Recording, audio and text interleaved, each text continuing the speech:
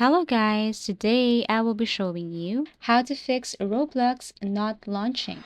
If you find this video helpful, please do like and subscribe. So let's start.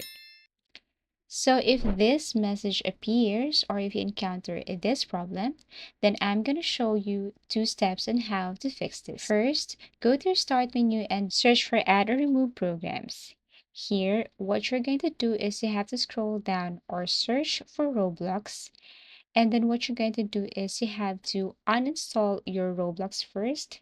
Tap on uninstall. Wait for a couple of seconds as it is uninstalling.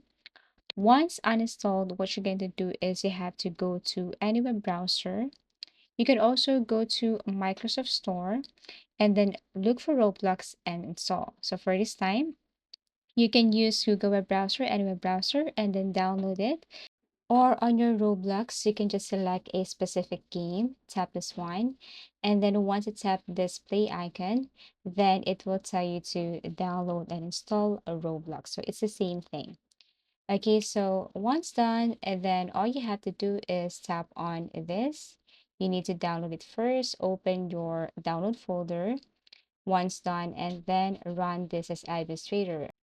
And then that's it. Roblox will not allow me to screen record it. Just run as administrator. Once done, and then Roblox will launch automatically.